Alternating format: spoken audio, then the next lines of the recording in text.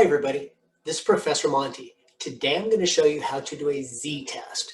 So we've been asked to do a hypothesis test to see if the mean of an exam number 2 has the same population mean as the mean of exam 1. So let's read the question. It says the average score on exam 1 was 78%. A random sample of 35 exam 2 scores had an average of 75%. Assume a population standard deviation of 10 at the 5% significance level. Does the data provide sufficient evidence to show the exam 1 average, the exam 2 average is lower than the exam 1? Okay, so we know the population mean on exam 1, that was 78%. We want to see if population 2 has a lower average. We don't have all the scores though, we only have a sample. We have a sample of 35. Now remember, 35 is big enough that by the central limit theorem, it's 30 or more, so I can assume normal distribution.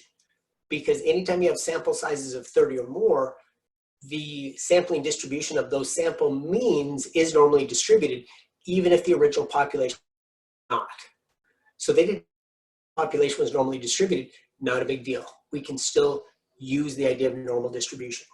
Okay, so we're comparing the mean, population standard deviation. So the 10 here, that's the population standard deviation, that's sigma. Since we know sigma, it's a z-test. If we didn't know sigma, if we only knew the sample standard deviation, that's a t-test. That's the difference between the two tests. So let's write, we know sigma, that's the population standard deviation. Since we know that, it's a z-test.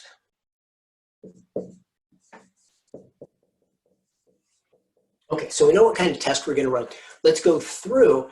We see that there's a difference in sample mean than from the population mean. That doesn't prove that the population mean on exam 2 is different than 78. Doesn't mean it's lower, doesn't mean anything. It just is the sample mean. So the question is, could that just be sampling error that gave us the difference in those means? Or are we wrong that the population mean on exam 2 actually is less than 78? Ask this, we'll do the formal hypothesis test where our null and alternative hypotheses. So for our null hypothesis, we have to assume there's no change. So we have to assume, remember the null hypothesis always has an equal.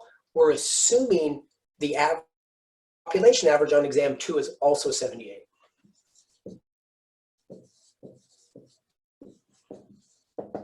The alternative hypothesis is what we're trying to show. Now I write it as H sub A, sometimes it's H sub 1, depending on the author. We're using H sub A. The alternative is what we're trying to show. Is there evidence to show that exam 2 average is less than the exam number 1 average? Well, that would mean that the population average for exam 2 is less than 78%. All right, so there's our hypothesis. That's what we're trying to show.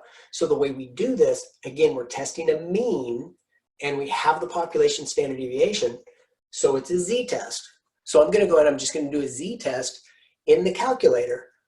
Let me pull up the calculator, I'll show you how to do that, but we're going to try to find the p-value. So we'll find z, I'll also find the p-value, and then we'll list those down. So let's go to the calculator.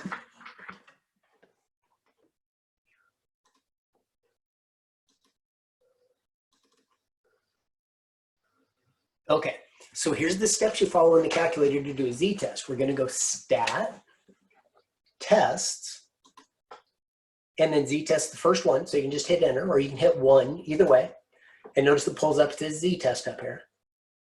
Now, we don't have the individual data values. We don't have the 35 scores, but we have statistics. So let's arrow over, hit enter for stats. Now it changes the screen and says, okay, what do you have? Well, there's our mu from the null hypothesis. That's why it's sub 0. We're assuming that's 78%. So let's just put a 78 in there. So let's arrow down. We'll change that to a 78. Hit enter. Notice it asks for sigma. Since we said z-test, it has to be sigma. If we had clicked t-test, it would say what's s, because it would be the sample standard deviation. We wouldn't have sigma.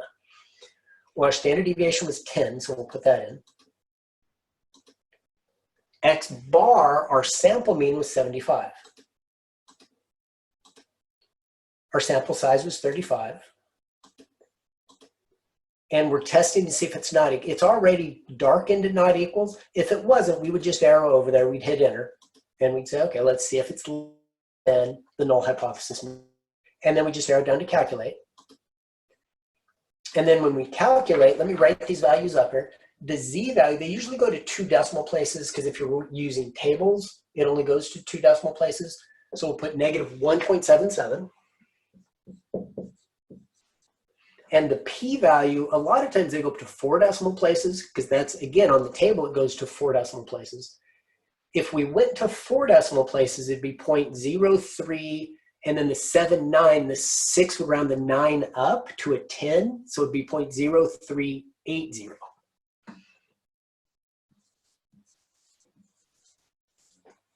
All right, so now let's go back. All right, so we're back. So now what we're going to do is we're going to use that to finish the hypothesis test.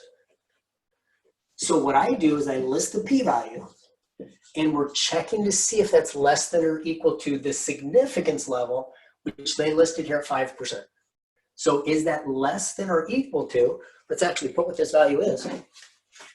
The p-value, we'll get all these here, was 0.03, and we're testing to see if that's less than or equal to that 5%, our alpha. If you have trouble with the decimals, just change them to percent. Move the decimal 2 places. So 3.8% and 5%. Yeah, that clearly is 3.8% is less than 5%.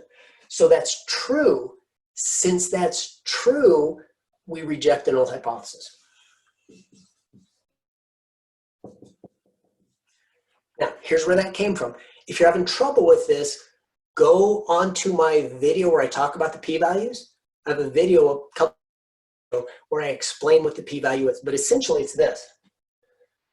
We've got a cutoff that we say, hey, how likely is it that we would get 75% or something even further away from 78% if 78% were the true population mean?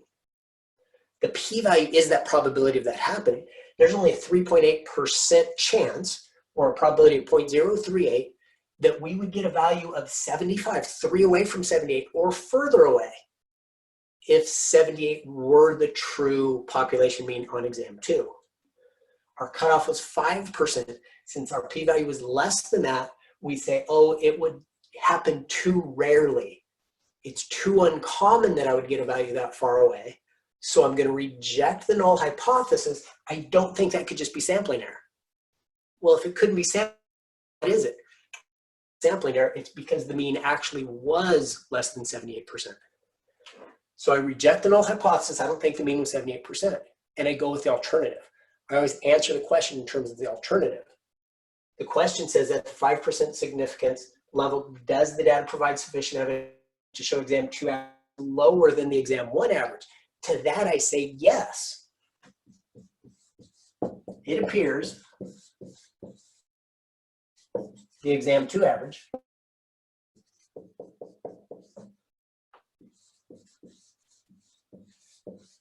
is less than the exam number 1 average.